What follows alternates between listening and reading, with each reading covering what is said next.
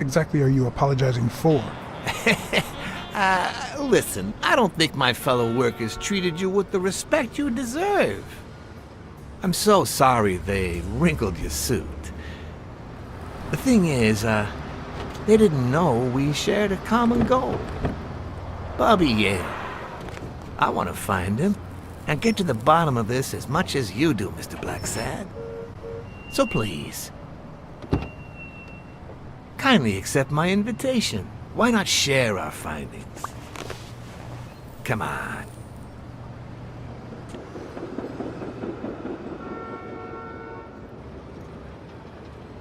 Of course. You don't mind me riding in this fancy car with a wrinkled suit, do you? Oh, I think you look mighty dapper, Mr. Blacksad. Although, if those wrinkles were to rub off on me...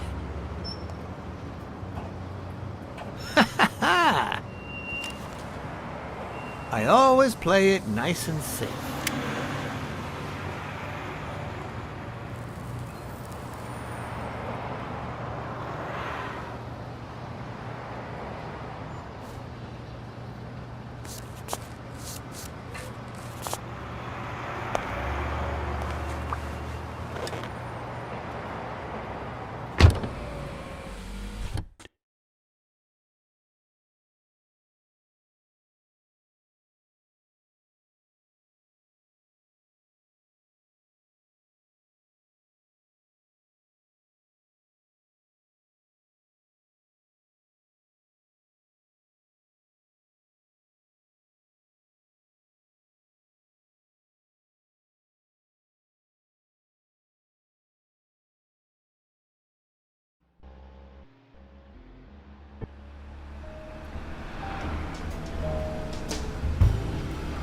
Thank you, Blacksad.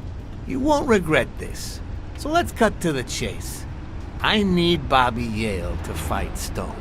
There's just too much money at stake. So I'm offering you my help to find Yale. Let's work together. All right. I'm in. You are? Hey, wonderful. I thought you'd be hard to convince. That you'd appeal to the moral high ground or something. Please, hear me out. Let's say I bet a beer that we find Yale in 3 days, and you bet a beer that we don't. In 3 days, one of us has to buy the other a beer. Is that so bad? We're simply two grown men using our money and free will to conduct a small private exchange. Most importantly, we're not hurting anyone. So, yeah, I run a gambling business. What's so bad about that? It's immoral, for starters. Immoral? Tell you what's immoral? The way our government is ruining America. We live in a so-called free country, a place where honest people can make a living, provided they don't hurt anybody. We're not communists. Well, at least I'm not. I would have never thought otherwise. As for me...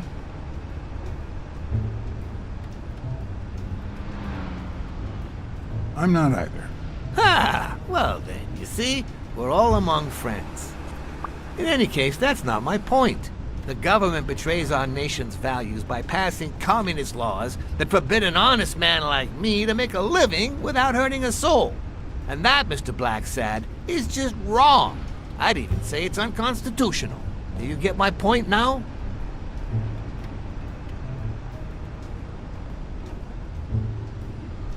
All right. I get your point. Ha! I knew you would.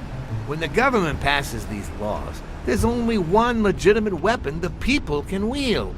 The same weapon that turned America into a great nation. Civil disobedience. So, as the proud American that I am, it's my duty to disobey.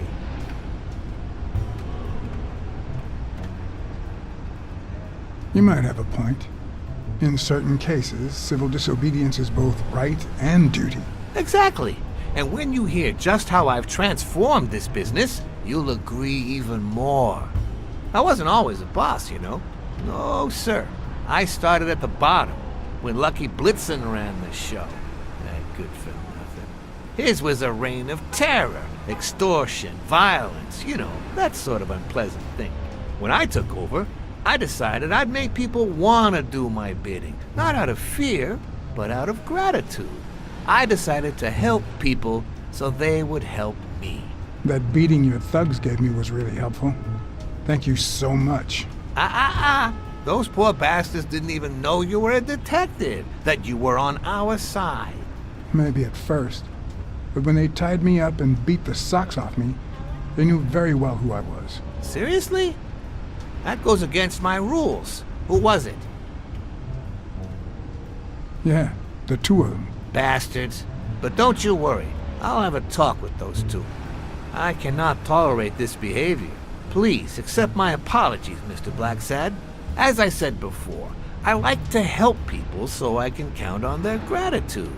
That applies to fellow partners like police or, in this case, a detective.